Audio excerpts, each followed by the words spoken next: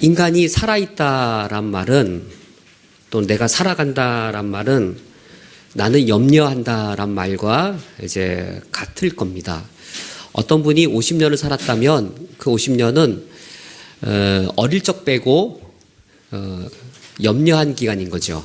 어떤 분이 70세를 살았다라고 하면 어릴 적 빼고 부모님도 그러잖아요. 어릴 적이 좋다고. 그때 빼고 그만큼 염려한 기간인 겁니다. 살아있는 동안 염려합니다. 그래서 염려해서 기도를 하는데, 그런데 기도해서 염려로부터 자유로워질까? 염려가 없을 수 있을까? 아닙니다. 살아있는 것 자체가, 내가 산다라는 것 자체가 나는 염려한다라는 것과 같은 말인 것이죠. 염려 언제 안 하는 줄 아세요? 죽으면 안 합니다. 그래서 염려로부터 자유로운 사람은 없고, 염려하는 것은 마치 우리가 그러니까 숨을 쉬는 것처럼 자연스러운 반응인 거예요. 우리가 원하는 일이 다 되거나, 또 우리가 원하는 일이 제때되거나, 또 우리가 필요한 것만큼 분량이 정확하게 채워지거나 그럴 리가 없죠. 그렇잖아요. 그런 적이 몇 번 있는 거잖아요. 그럼 되게 이번엔 다행이다 이렇게 말을 하지, 대부분의 경우는 내가 원하는 게 원할 때 없거나 필요한 분량만큼 필요한 게 없거나 뭐 이런 일을 겪는 것이 오히려 더 빈번하고 일반적입니다. 그러면 내가 살아간다란 말은 내가 염려한다란 말과 같은 사실입니다. 그리스도인과 우리의 차이는 여기에 있는 것이죠. 그리스도인과 이방인과의 차이는 여기에 있는 것이죠. 이방인들은 염려할 때 염려거리를 기도합니다. 그리고 바라는 것이 있을 때 욕망하는 바가 이루어달라고 소원 성취를 비는 기도를 드립니다. 그러면 염려로부터 자유로울까요? 우리 경험상 염려거리를 가지고 오늘 기도하고 내일 기도하고 그 다음 날도 기도하면 내 염려거리로부터 내 영혼이 자유로워지는 게 아니라 얽매입니다. 그 기도 언제 응답되나? 온통 그 생각만 들더라고요. 열심히 기도하면 기도할수록 그 염려거리로부터 자유로워지는 게 아니라 그 기도 언제 응답되나 라고 하다가 왜 그 기도 왜 응답 안 됐지? 라고 해서 그 염려거리를 위해 기도하고 욕망하는 그 소원 성취를 위해 기도할 때는 내 영혼이 그 문제로부터 자유로워지는 게 아니라 거기에 오히려 얽매이는 것을 보게 되어집니다. 그리스도인이 이방인과 다른 것은 우리가 염려 없이 사는 게 아니고, 염려는 없을 수 없어요. 염려를 안 하려면 결혼 안 하면 되고요. 염려를 안 하려면 결혼해서도 애를 안 낳으면 되고요. 뭐 그러면 염려가 없을 거예요. 또 그렇다고 염려 없는 것도 아니잖아요. 결혼 안 해서도 염려가 생기잖아요. 그러니까 뭐 안 사는 길밖에 없어요. 그러니까 이제 뭐 사는 것 자체가 염려예요. 그런데 그리스도인은 염려가 없는 삶을 살아내는 게 아니라 염려를 누르고 염려를 딛고 일어서서 그 염려를 이길 힘을 누리면서 염려를 이길 힘을 가지고 염려로부터 자유로워지는 것이죠. 예수님이 가르쳐주신 기도는 그래서 염려거리로 기도하라고 가르쳐주신 것이 아니었습니다. 염려거리로 기도하는 그리스도인들을 향해 믿음이 적은 자들아, 염려거리로 기도하는 그리스도인들을 향해 믿음이 적은 자들아, 그것들은 이방인이 구하는 것이다 라고 말씀하셔서 우리는 그런 걸 기도한 자들이 아닌 것이죠. 예수님의 제자들도 분명히 땅을 딛고 살아가면서 땅의 어려움들을 겪었을 겁니다. 베드로의 경우는 이제 아내하고 자녀들을 다 갈릴리에 두고 나왔을 테니까 얼마나 아들, 딸들, 부인 걱정, 또 열병에 걸렸던 장모님 걱정, 이런 걱정들이 많았겠어요. 분명히 예수님의 12제자들도 인간적으로 많은 염려거리들이 있었을 터인데, 예수님이 제자들에게 기도를 가르쳐 주실 때에 우리가 지난주에 살펴본 것처럼 이 땅의 염려, 이 땅의 소원에 대해 얽매이지 않도록 기도를 가르쳐 주시기 위해서 하늘을 바라보게 하셨습니다. 하늘을 바라보고 거기에 누가 계신 걸 확인하게 했죠? 하늘을 바라보고 하늘에 계신 우리 아버지요. 하늘에 계신 우리 아버지를 바라봄으로 기도를 시작하게 하셨습니다. 이 땅에 있을 때 이 땅의 시각으로 내 문제를 바라보는 게 아니라 하늘의 시각에서, 하늘 아버지의 시각에서 나를 바라보는 것이 그리스도인의 기도입니다. 이 땅에 있어서 이 땅에 염려한 시각으로 내 문제를 바라보고 이 땅에 있으면서 소원 성취를 하는 관점에서 이 땅의 문제를 바라보는 게 아니라 하늘을 바라보고 하늘의 하나님, 어떤 하나님이냐면 하늘에 계신 우리 아버지로 불리는 그 하나님 계신 걸 확인하면서 하늘 시각으로 나를 바라보는 것이죠. 그러면서 기도를 시작하게 하셨는데 그때 첫 번째로 기도할 것이 무엇인가 하는 거예요. 그래서 이제 이 페이지에 가서 보시면 이제 이렇게 기도할 때 우리가 염려로부터 자유로워져요. 주님이 가르쳐 주신 기도대로 할 때 염려에 매이거나 또 염려에 사로잡힌 삶을 사는 게 아니라 이제 염려를 딛고 일어설 영적 힘을 얻는 것이죠. 1번 물음처럼 주기도의 첫 번째 청원, 예수님께서 주기도의 첫 번째 청원으로 가르쳐 주신 기도는 무엇입니까? 1번 문제 아래 박스에 보시면 이방인의 기도는 청원의 대상이 나의 염려나 나의 소원, 이것이 청원의 대상이고 청원의 내용은 내 염려가 해결되거나 내 소원을 성취하게 주십시오라고 그렇게 청원을 할 겁니다. 그런데 예수님이 하늘을 바라보고 하늘에 하나님이 계신 것을 확인한 후 첫 번째로 기도하게 하신 청원의 대상은 하나님의 이름이었습니다. 하나님의 이름을 기도하게 하시고 그리고 그 청원의 내용은 하나님의 이름이 거룩히 여김을 받는 것. 여기에 이것을 우리 기도에 최우선의 관심을 두도록 가르쳐 주셨습니다. 그런데 여기 이름, 이방인들이라면 어떻게 기도를 드렸을까요? 우리 모두 이름에 대해서 관심이 많아요. 제가 예전에 낯선 곳에 갔는데 영화관에 간 적이 있었는데 영화관에 예표를 하고 예매한 거 이제 이렇게 표 찾고 있는 중인데 어떤 처음 보는 분이 우리 애들이 보이는 앞에서 저를 알아보면서 너 목사님 아니시냐고 라고 하는 거예요. 저를 알아보는 거예요. 일반 극장에서 우리 애들을 보는 앞에서 목사님 아니시 어느 교회 누구도 목사님 아니시냐고 내 이름을 아는 거예요. 내가 모르는 분이 누가 내 이름을 안다 했을 때 그때 이 목이 어때 목이 이러면서 내 이름을 알아보는 거예요. 이름이 그거예요. 사람은 내 이름에 관심이 많아요. 내 이름을 알아본다란 말이 뭐죠? 내 존재감이에요.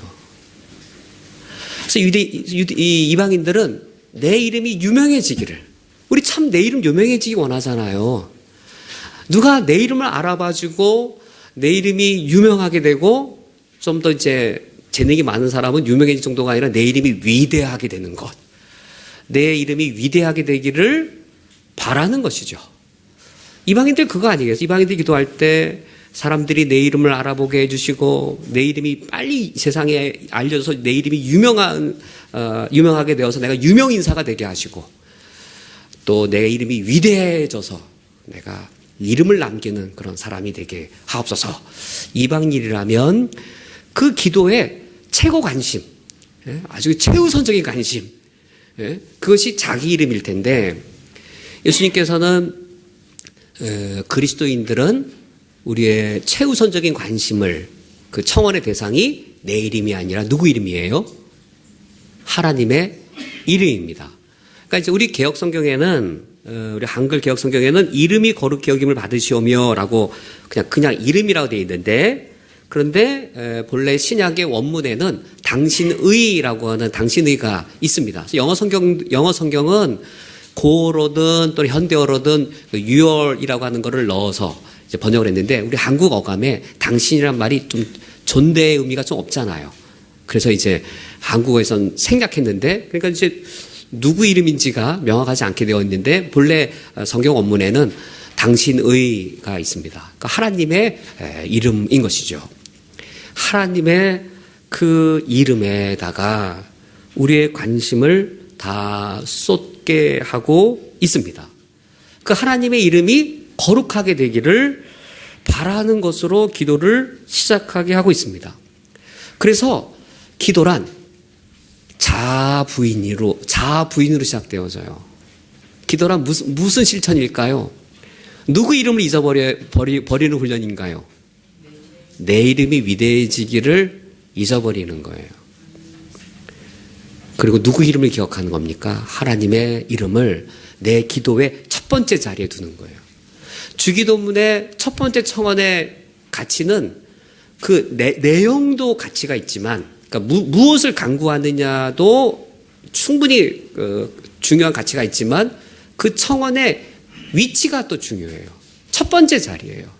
내 기도의 첫 번째 자리가 무엇이 차지하고 있느냐가 중요한 거죠. 우리 성도님들께서 윤상호 목사를 보니까 너무 기도를 목사님답게 기도를 열심히 하시는 거예요. 어느 날 보니까 몇 날 며칠을 집에도 안 가고 여기서 무릎 꿇고 기도하시는 거예요. 그래서 무슨 내용을 갖고 기도하나 봤더니, 하나님 월급을 내년에는 100K를 더 올려 주시옵소서. 맨날 그런 기도를 열심히 기도하고 있는 거예요. 엄청나게. 하나님, 내가 내 이름을 더 유명하게 되게 하는 목사가 되게 하옵소서. 맨날 그런 거 기도하고 있는 거예요. 그건 기도를 열심히 하고 안 하고가 아니라, 그거는 그런 기도하는 거 봤을 때 뭐라 보이시겠어요? 기도 열심히 하는 게 경건해 보여요? 오히려 그런 기도 갖고 목숨 걸고 기도하는 거 볼 때 에이 라고 라는 말이 나는 것처럼, 목사가 그러면 목사만 그런가요? 우리 그리스도인 모두에게 다 해당되어지는 것들이에요. 그래서 예수님이 가르쳐 주신 주기도문은 실제 나는 내 이름 구하고 싶지 않아요. 내 이름이 유명해지기를 바라고, 어디 갔을 때 누가 나 알아봐 주기 바라고, 내 존재감이 더 커지기를 바라잖아요. 우리 본성이라고요. 근데 주기도문으로 기도하면서 하나님의 이름을 내 기도의 첫 번째 자리에 둠으로써 어떤 영적 훈련을 하는 건가요? 내 이름을 위대하게 하는 삶을 살지 않겠다라고 하는 자아 부인을 기도를 통하여 시작하는 겁니다. 그러면서 이제 3페이지에, 그래서 이제 내 이름이 위대해지는 것이 아니라 먼저 관심을 가져야 될 것은 하나님의 이름이 위대해지기를, 하나님의 이름이 거룩하게 되기를 바라는 것인데, 근데 이 청원을 한다는 사실은 무엇일까요? 하나님의 이름이 거룩히 여김을 받기를 원합니다란 말은 현실은 어떻다는 거예요? 현실은 하나님의 이름이 거룩하게 여김받지 못하고 있다라고 하는, 하나님의 명성에, 하나님의 명예에, 하나님의 이름에 위기가 닥쳐 있음을 전제하는 겁니다. 우리가 못 견디는 게 있어요. 누가 내 뒤에서 내 욕을 하고 다니는 거예요. 거짓말을 가지고. 그러면서 내 이름에 아주 그냥 먹칠을 한다 생각해 보세요. 밤잠을 못 자잖아요. 밤잠을. 내 명성에, 내가 여기 쿠웨이트에서 몇십 년 살면서 쌓아온 나의 명성을 막 한순간에 무너뜨리는 거짓된 말을 막 해댈 때, 그때 막 분하고 억울할 수 있잖아요. 주기도문의 첫 번째 기도는, 그러니까 대상은 하나님의 이름이고, 청원 내용은 내 이름에 어떤 손상이 왔느냐의 우선적 관심보다 하나님의 이름에 어떤 위기가 닥치게 되었느냐를 첫 번째 거기에 두게 하는 거죠. 그러면서 이 하나님의 이름이 거룩히 여김 받기를 원하는 기도를 드리게 하고 있습니다. 근데 이 표현이 한국말에 이런 말이 없잖아요. 거룩히 여김을 받으시오며. 이건 한국말로 이상하지 않아요? 이런 또 다른 표현이 있나요? 한국말로 되게 어색하죠. 그러니까 외국어를 문법적으로 정확하게 번역하면 이렇게 되어져요. 우리가 영어 문장을 수동태 문장이나 이거를 문법적으로 정확하게 한국말로 바꾸면 이상한 말 있잖아요. 그런 식이에요. 우리나라 한국말에 무엇이 거룩히 여김을 받으시오며 이런 말 잘 안 쓰죠. 능동태가 아니라 수동태예요. 그래서 이 주기도문은 내가 하나님의 이름을 거룩하게 하겠습니다라는 능동태가 아니고, 능동태가 아니죠. 내가 하나님의 이름을 거룩하게 하겠습니다. 하나님의 이름이 이 현실에서 모독당하고 있는데 내가 하나님의 이름을 거룩하게 하는 일을 하겠습니다라는 능동태가 아니고 수동태입니다. 하나님의 이름이 거룩하게 여김을 받으시옵소서라고 하는 수동태인데, 이것을 이제 유대인들에게는 그 신적 이 동사가 신적 수동태여서 행위자가 하나님인 걸 숨기고 있어요.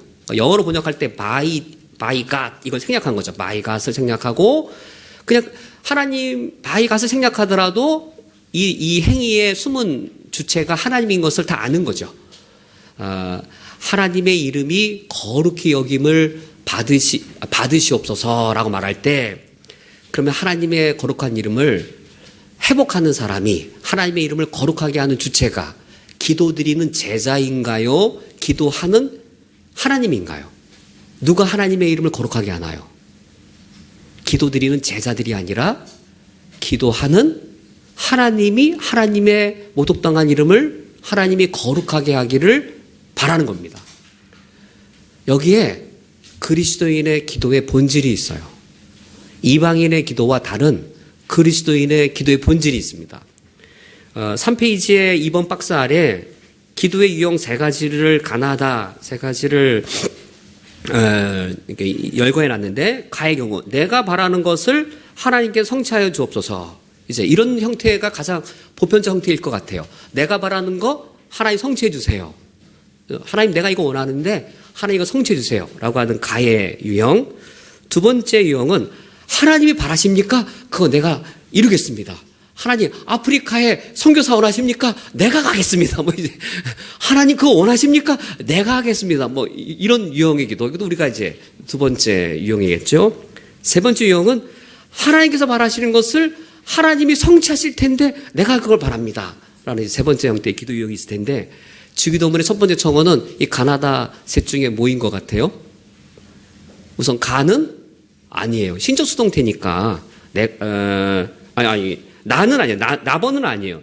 신적 수동태니까 내가 성취하는 게 아니죠. 가나 다번이 다일 거예요. 하나님 성취하시는 거니까. 그런데 가번이 이방인의 기도의 전형적인 유형이에요. 가번이 내가 바라오니 신이시여 내가 바라는 것을 신이시여 들어주옵소서. 이 이방인의 전형적인 이제 기도의 유형인 것이죠. 지금 이걸 말하는 것도 아닌 것이죠. 내가 바라는 게 아니라 하나님의 이름이 거룩하게 여김받는 거는 하나님 바라시는 거예요. 나번도 당연히 아니에요. 나번도 하나님의 이름이 거룩하게 여김받는 것을 하나님 원하시는 걸 내가 성취하겠다는 게 아니거든요. 하나님이 성취하시겠다라고 하는 건데 우리는 실제로 어느 경우의 기도에 많이 해당될 것 같아요? 가번이거나 나번인데 나번이 의외로 많아요. 나번이 의외로 대단히 많아요. 하나님의 거룩한 이름을 내가 회복하겠습니다.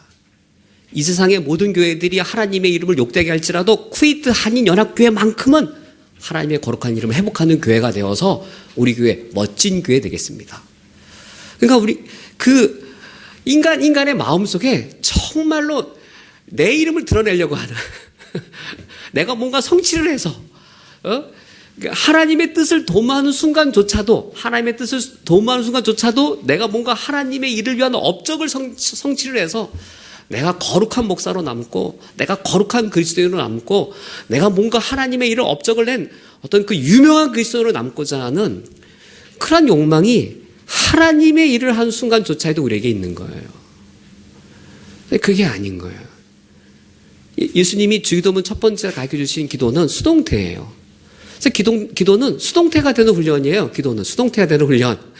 내 이름을 잊어버려야 돼. 내 이름 잊어버리고 내 이름이 위대해지고 내 이름이 유명해지고 이런 거 잊어버리는 영적 훈련이에요. 수동태가 되는 거 내가 이루는 게 아니에요. 누가 이루세요? 하나님이 원하시는 것을 하나님이 이루시는 거를 내가 바라는 거예요. 그래서 참된 기도는요, 뭐가 바뀌게 되어지냐면 소망이 바뀌게 되어져요. 참된 기도는 하면 할수록 나의 원함이 바뀌어져요. 기도를 하면 할수록 하나님을 변화시키거나 상황을 바꾸기보다 뭐가 바뀌는 걸까요? 내가 바뀌는 거예요. 참된 기도는 하나님이 원하시는 것을 나도 원하는 것으로 내가 바뀌어요. 하나님이 바라시는 것을 하나님이 이루시기를 내가 바랍니다. 이게 주기도는 첫 번째 기도예요. 신적 수동태가 그거예요. 신적 수동태라고 하는 것은 하나님이 바라시는 거를 하나님이 이루실 터인데 하나님이 하나님의 역사로서 주님이 이루실 것을 나도 바랍니다. 그래서 우리가 이런 기도를 바르게 할 때에 하나님이 원하시는 것을 나도 원하게 되어지고 하나님이 가장 원하시는 것을 나도 가장 원하게 되어지고 하나님이 별로 원하지 않으면 나도 덜 원하게 되어집니다.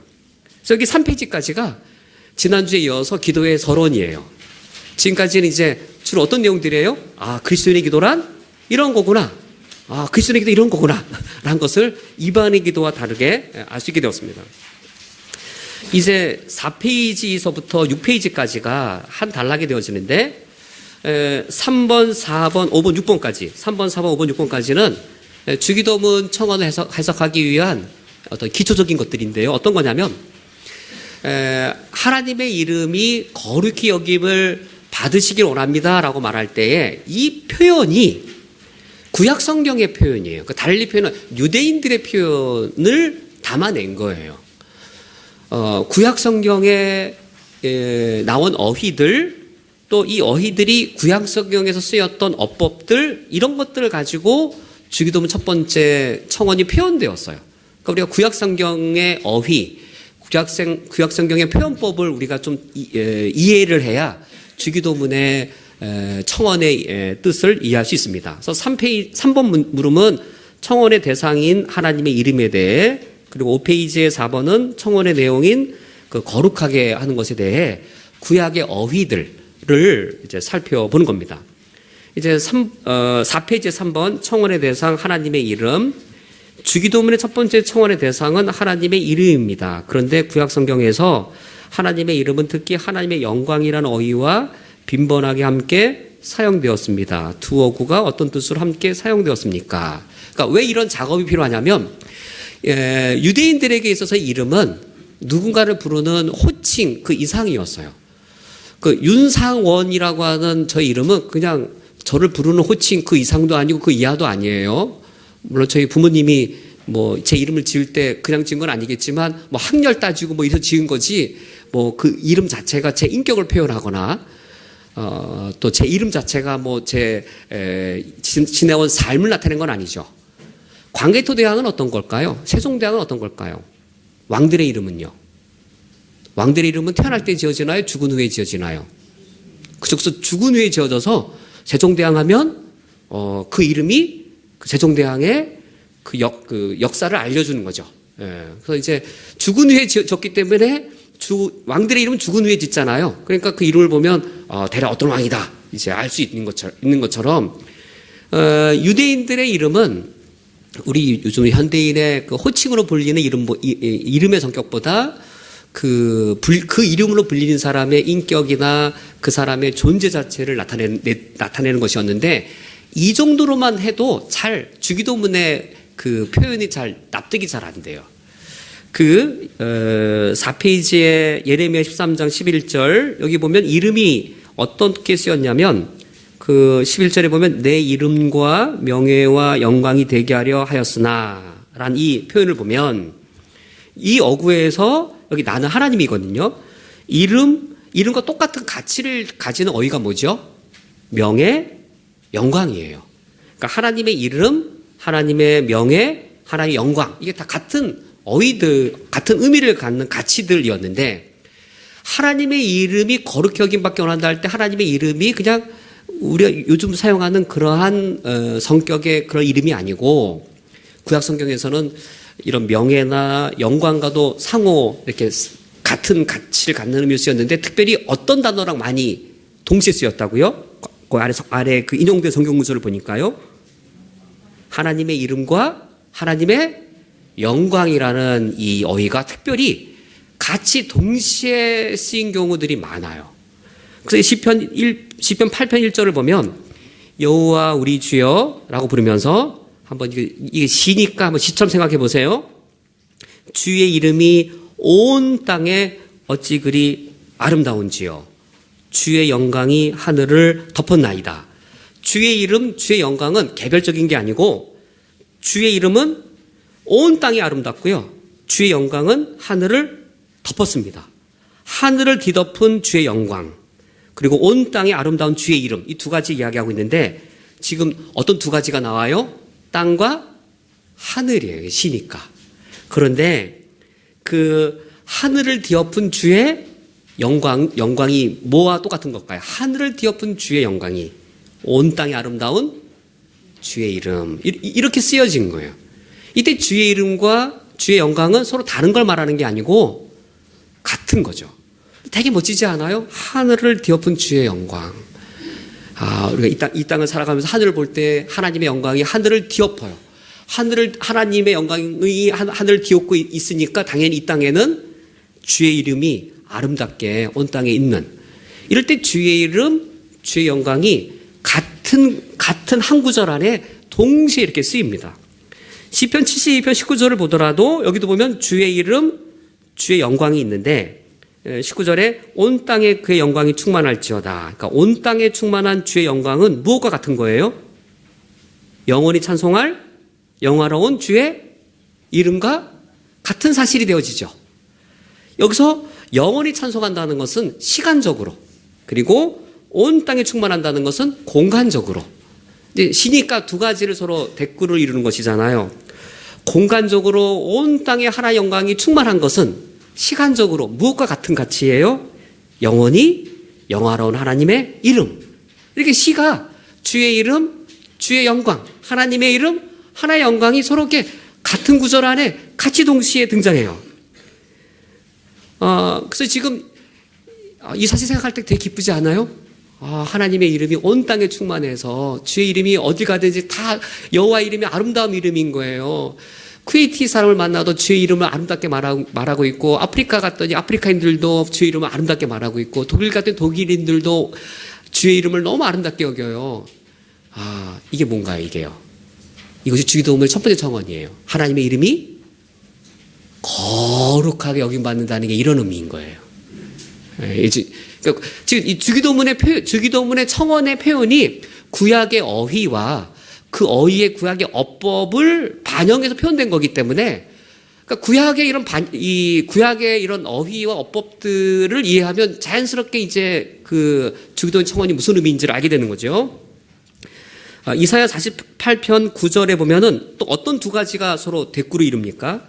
하나님의 이름을 위하여란 것과 하나의 영광을 위하여라고 하는 것이 서로 대꾸를 이루고 있는데, 여기는 하나님의 분노, 하나님 분노를 하나님이 참으시는 거예요. 내가 이제 죄를 졌을 때 하나님이 당장 징벌하셔야 되는데 그걸 참으시는데, 참으시는 이유가 뭐라고요? 참으시는 이유가 하나님의 이름을 위하여 참으시고 하나님의 영광을 위해 참으세요. 그러니까 이게 하나님의 영광을 위한다는 것과 하나님의 이름을 위한다는 것이 같은 가치를 갖는 사실인 거죠. 그리고 이사야 59편, 이게 오타입니다. 이거 이사야 59장인데 오타입니다. 이사야 59장 19절을 보시면 여기도 이제 서쪽과 동쪽, 시니까 이거 이제 시와 같은 거죠. 서쪽과 동쪽, 해가 지는 서쪽, 해가 뜨는 동쪽. 여기서 서쪽에서 여호와의 이름을 두려워하고 해가 뜨는 동쪽, 거기서 여호와의 영광을 두려워합니다. 이거 같은 의미인 것이죠.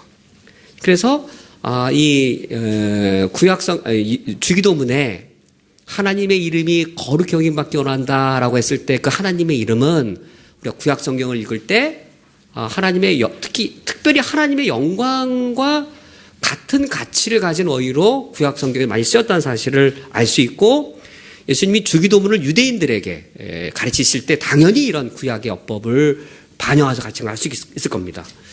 그리고 5페이지에 그 이름이 거룩하게 이제 되기를 바라고 있는데, 4번문을 보시면 주기도문의 첫 번째 청원은 하나님의 이름이 거룩하게 여김을 받는 것입니다. 그런데 구약 성경에서 거룩하게 하다라는 이 동사가 영광스럽게 하다 또는 영화롭게 하다라는 그 동사랑 거의 서로 바꿔 쓸 수 있을 만큼 같은 의미로 쓰이거나 한 구절 안에 동시에 나오는 경우들이 있습니다. 그래서 이제 하나님의 이름이 거룩하게 여김받게 하옵소서란 말과 하나님의 이름을 영광스럽게 하옵소서란 말은 유대인들에게서는 매우 밀접한 의미를 갖는 것이죠. 그래서 레위기 10장 3절을 보면 거기 두 번째 줄에 이르시기를 나는 나를 가까이 하는 자 중에 내 거룩함을 나타내겠고 온 백성 앞에서 내 영광을 나타내리라. 가까이 하는 자 중에 거룩함을 나타내고 온 백성 앞에 하나님의 영광을 나타내리라. 그러니까 이제 이것도 대꾸를 이루고 있죠. 동시적으로 하나님의 거룩함을 나타내는 것이나 하나님의 영광을 나타내는 것은 같은 사실로, 또 에스겔 28장 22절에서도 같은 용법으로 하나님의 영광을 나타내는 것이나 하나님의 거룩을 나타내는 것은 같은 의미로 사용되었습니다. 4번의 2번에 이제 4번의 2번은 이제 주기도문과 더 가까운 거죠. 구약 성경에서 하나님의 이름을 거룩하게 하다와 영화롭게 하다라는 것이 어떻게 상호 교차적으로 사용되었습니까? 이사야 24장 15절, 이사야 29장 23절을 보면 이사야 24장 19절에서는 여호와의 이름을 영화롭게 할 것이니라 라고 쓰인 것이 이사야 29장에서는 내 이름을 거룩하다라고 하여서 이렇게 하나님의 이름이 들어갈 자리에 하나님의 영광을 넣어도 되고 하나님의 영광이 들어갈 자리에 하나님의 이름을 넣어도 되는 상호 교차가 가능하게 되어졌습니다. 그래서 학자들은 하나님의 이름을 거룩하게 한다는 것과 하나님의 이름을 영광스럽게 한다라고 하는 것은 같은 의미를 갖는데 지금 왜 이걸 이렇게 복잡한 걸 할까? 이렇게 왜 할까요? 이제 연속극에서 궁금하게 하는 거 있잖아요. 저도 궁금하게 하고 그냥 끝내려고요. 뒤에 나오는데 대단히 중요해요. 이것이 대단히 중요해요. 대단히 중요한데 궁금하시죠? 그러니까 이게 대단히 중요한 겁니다. 이게 왜 나중에 예수님 때문에 중요해요. 예수님이 이런 기도를 하세요. 예수님 이런 기도 하시기 때문에 대단히 중요한 겁니다. 미리 이걸 하는 겁니다. 뒤에 가시면 나오니까 왜 이게 중요한지, 이거 왜 이렇게 했는지를 6페이지에 5번에 그럼 이제 하나님의 이름을 거룩하게 하라라고 하는 것을 능동태로 바꾼 거예요. 능동태로 했을 때 이제 우리는 이제 구약 성경만 해석했는데도 대략 아실 거예요. 이게 무슨 의미인지를. 그래서 5번 물음에 구약 성경 세계에서 하나님의 이름을 거룩하게 하는 것이란 하나님 그분 자체를 영화롭게 하는 것이나 하나님의 이름을 영광스럽게 하는 것, 이거와 같은 것임을 이제 알 수 있습니다. 오늘은 7페이지까지만 하고 오늘은 이제 맺도록 하겠습니다. 그러면 하나님의 이름을 거룩하게 하는 행위가 우리가 이제 구약 성경 이런 어법들, 용례들을 볼 때 어떤 행위가 하나님의 이름을 거룩하게 하고 하나님 그분을 영화롭게 하는 것인가? 먼저 1번에 하나님께 그 이름에 합당한 영광을 돌리는 것. 이런 경우가 이제 하나님의 이름을 거룩하게 하는 것인데 시편 29편 2절에 여호와께 그의 이름에 합당한 영광을 돌리며. 참 우리가 인생을 살면서 어려움을 겪다가 정말 하나님이 기가 막히게 도와주실 때 있잖아요. 36,227원이 필요할 때 딱 정확하게 36,227원을 주시잖아요. 어쩜 그렇게 주시죠? 예?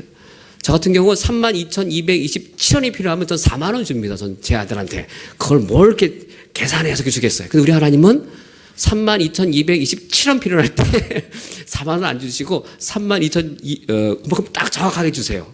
왜 그럴까요? 4만 원 하나님 주시면 하나님이 주신지를 몰라요, 우리가. 그래서 하나님이 기가 막히게 하나님이 뭐 손이 작아서가 아니고 저는 통이 커서 4만 원 주거든요. 우리 하나님은 뭐 통이 작아서 그거를 뭐 동전 계산해서 주시는 게 아니고 그때 하나님 진짜 기가 막히잖아요.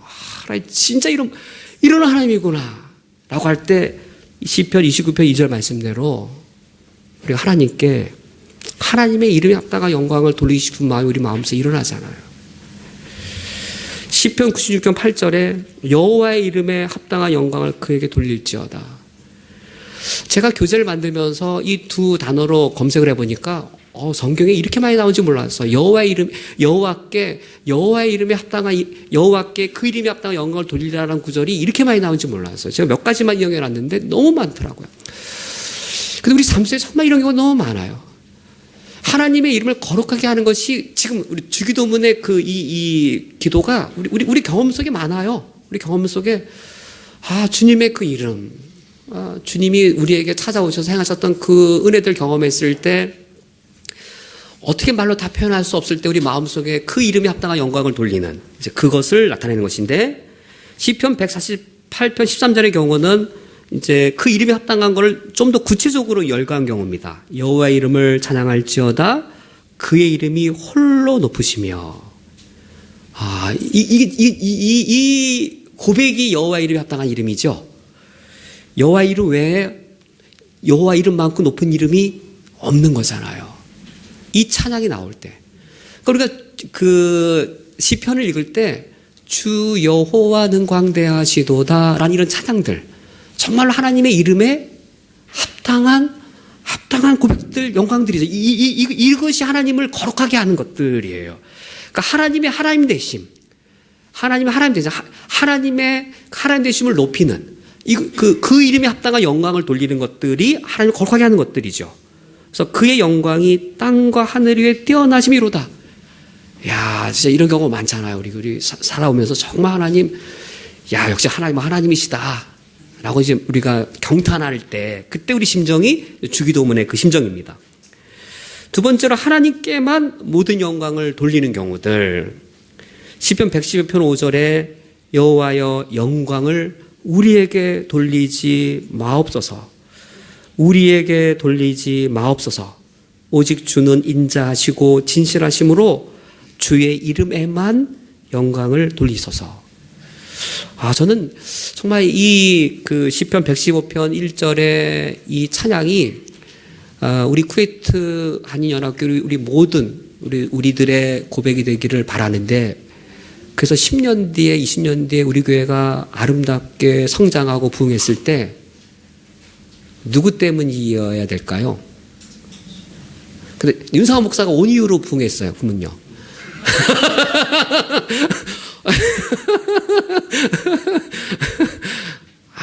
진짜 우리 마음속에 진짜 뼛속까지 진짜 우리에게 돌리지 않아요. 진짜예요. 진짜예요.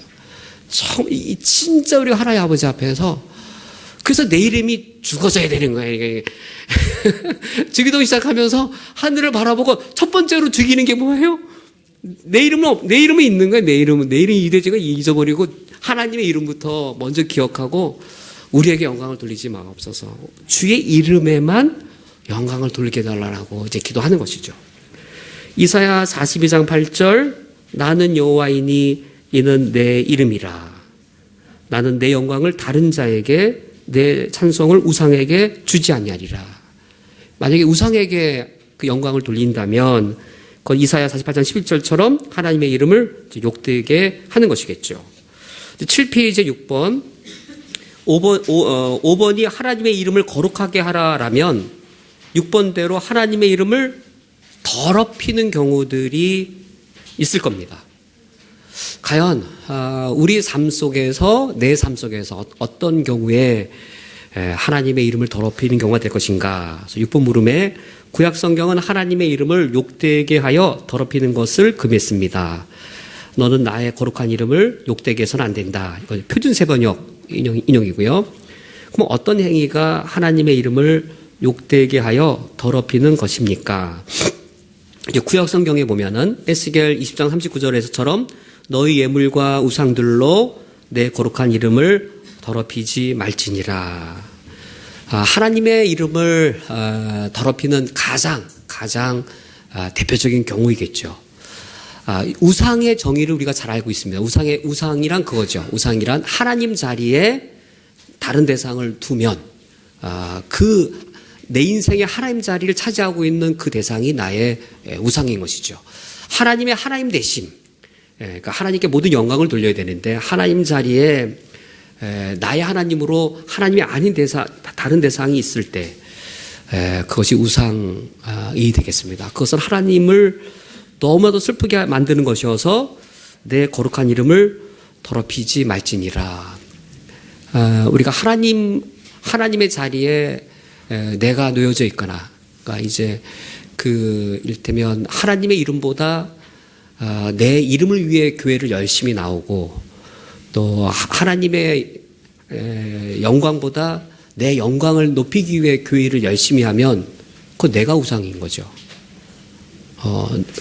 내 이름을 알아줬으면 좋겠고 내 존재감을 뽐내고 싶고 그런 동기와 목적으로 했을 때는 그때는 참 하나님의 이름을 더럽히는 것이어서 우리가 그러한 우상숭배의 죄를 범할 수도 있겠고, 하나님보다 현실을 더 무서워한다든지 하나님보다 돈을 더 소중히 여긴다면 그런 것들이 하나님 자리에 있어서 우상 역할을 하기 때문에 주님의 일을 더럽히는 것이 되어집니다.